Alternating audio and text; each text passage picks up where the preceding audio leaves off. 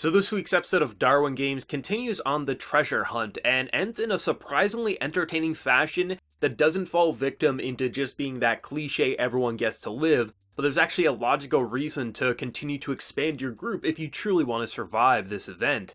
This show is doing a lot of things right, I have to say. Like, I know a lot of people when they go into an anime like this, some form of death game, there's a lot of skepticism, and for right reasons. I mean, usually they kind of fall victim to being the same thing, and they make the same dumb mistakes. And it's not to say that this anime is perfect by any means. No, it's not.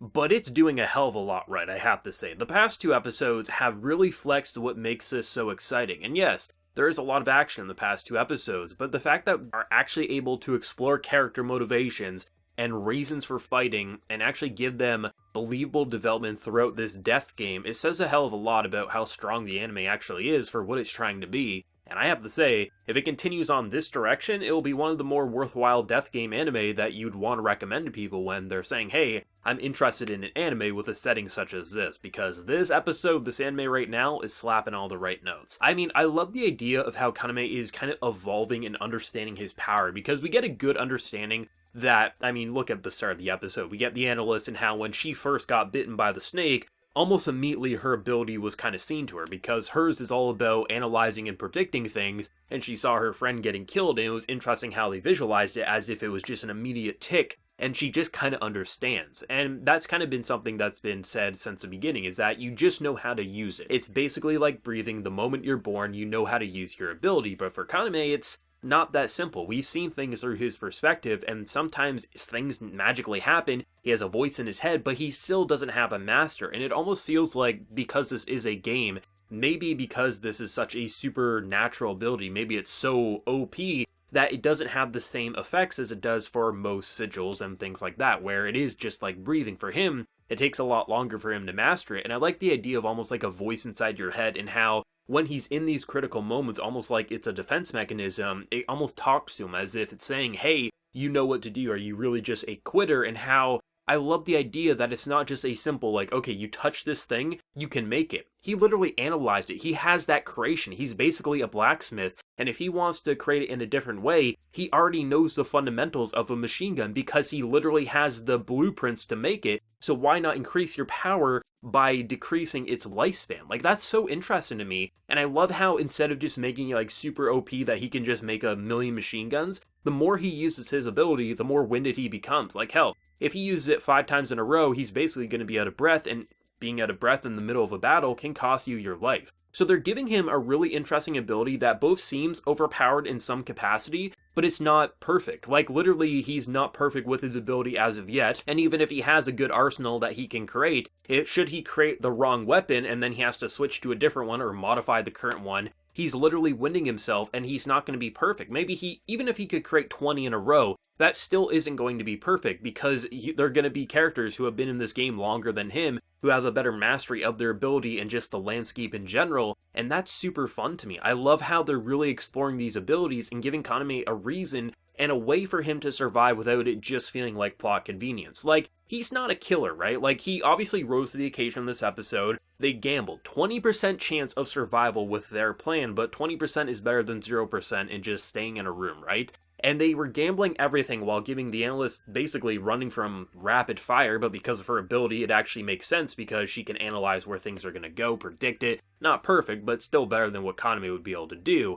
And I love how when you're going up against such a brute force that literally is just making armor that you can't penetrate, it was super fun to see how in the moment he really did become a warrior. He was in the moment, he understood his life was in danger, and he was willing to kill this man. But after he's basically knocked out on the floor, he's not a cold-blooded killer. Like, he's not someone who wants to kill.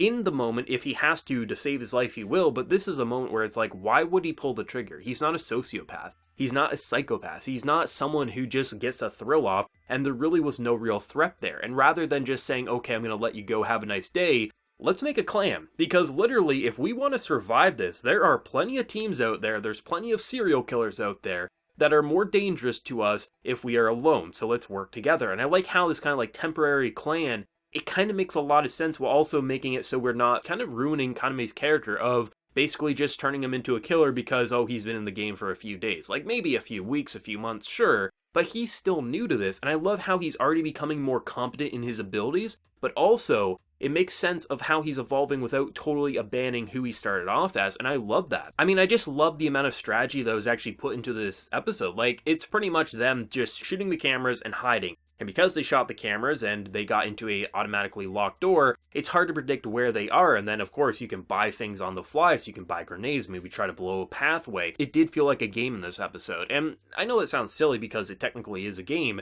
but from our characters' perspectives, this is basically real life. There's no game here. Even if there's mechanics that seem artificial, this is an intense situation, and these characters are struggling to stay alive. So it's never really felt like a game until this episode. There was definitely a lot of it just kind of feeling like there was like this overlord, or there was like this team deathmatch going on. There was just this cat and mouse chase, and even though someone was going to die, it almost made us feel like you understood how some of these characters get so roped into the thinking that this is all just a game and that they can make a lot of money as if they're just selling CSGO skins and things like that, right? I love how it really reeled you in and kind of made me forget for a brief moment. I was like, oh yeah, this definitely is a game. I understand why people would watch it with their rich donor friends, and I understand why some people would get a thrill out of it because you are gambling your life, and sometimes gambling your life to some people can be the ultimate pleasure. I mean, look at Russian roulette and things like that. Some people are absolutely insane, and I like how this episode really went into that to make us understand why so many people get sucked in, and then before the episode ended, kind of roped you back in being like, no, this is insane, and we shouldn't want to become someone's entertainment just because we kill because it says it's okay in the blueprints, things like that, right? I love how they really made this feel like Darwin Game is trying to say, okay, on one hand, we're going to show you a lot of cool action set pieces. There's a lot of creativity going into the fights, the environments, they play a huge factor. That's all well and good, but the fact that the characters are evolving at a very natural pace, both in the battle but also outside of it, is really interesting. And I'm glad that Kaname was actually able to do something by himself rather than just having to get saved. Did he get saved in a little bit with his friend the analyst? Sure, because, I mean, granted, he wasn't going to do anything anyway because they were both winded, but it was nice to have a little backup saying, hey, if you move, I'll blow your brains out. But still, it was nice that he's not just staying as, like, almost a damsel in distress who has an OP ability but has to have his hand held to get to the next location. I like how he is becoming a leader in a lot of ways, but he's not becoming a cold and ruthless leader. And I think in an environment like this, it's good to have someone who's willing to put his life on the line, who's willing to kill someone if he has to. I mean, look at the battle. He was willing to throw grenades at him. Grenades are going to kill people. He's not an idiot with that. But I like how in the moment when things are all said and done, he's not going to pull a trigger just as a safety precaution, especially when someone clearly isn't doing this for fun, but as he mentioned, he's doing it for money, and he's on his deathbed and needs money probably to fix his health, whether that be a surgery or something like that, or just securing a future for his loved ones, right? I love how Darwin's game, rather than just keeping it on the edge is actually an added bonus, because it's not just blood for the sake of it, it's actually something to show you how gruesome it is, and everything that makes this show interesting is the character motivations, and of course the action set pieces, and it knows what it's trying to be. It's not trying to do anything super masterfully well done, you're like, oh man, this character development, I've never seen anything like this. No, it's good character development across the board, it's good action set pieces across the board, and the environment and just how the mechanics operate is fun. It understands that it wants to be a fun show with good characters all around, and honestly, they're doing a great job. Like, besides maybe episode 2, I'd say episodes 1, 3, and 4, top tier for the style of anime that it's trying to be. Episode 2, good, but nothing really compared to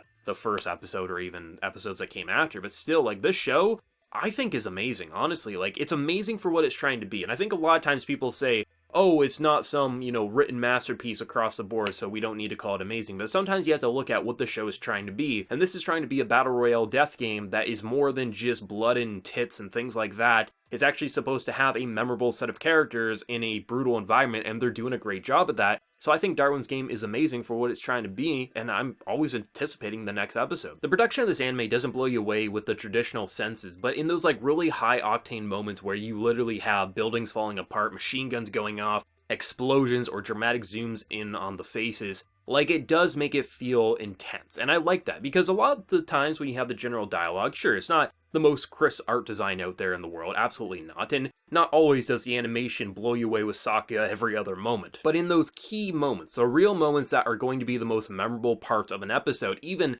though those moments are spread across, you may have like 10 minutes total that are like really intense moments, really memorable moments, I like how they do just enough detail to make it feel brutal and exciting. They're not always going to blow you away in the traditional senses, but the way the production is being helmed here, I think there is a consistency in a very unique way. As if it's not trying to blow you away in the traditional senses, but it is trying to blow you away in this team sense, where it's like, okay, you want to have really memorable character moments where you're looking into their eyes, you see the bloodlust, you see the determination, you see the bullets flying, the lights, it's hard to keep track of what's going on because there's so much moving. There is just enough detail that this production, it feels memorable and not average in the slightest, even though there are plenty of average shots in an episode where it is characters sitting around in bed or things like that. The key moments in this show are anything but average. They're really well done. I'm really appreciating the determination and resolve in this team to really make something feel as brutal as the story is saying it is, and that's a great feeling for sure. Probably the most enjoyable, honestly, and I can't wait to see how this miniature team is going to function, and if they'll all get out of alive, and if they'll actually maybe form a clan officially or something like that. I don't know, but I'm excited for episode 5 for sure. What did everyone think? For fans of the source material anime originals like myself, let me know your thoughts and theories down in the comment section below. If you enjoyed the video, be sure to drop a like and remember to hit that subscribe button if you happen to be new around here. So until next time, everyone, please take care and have a good one.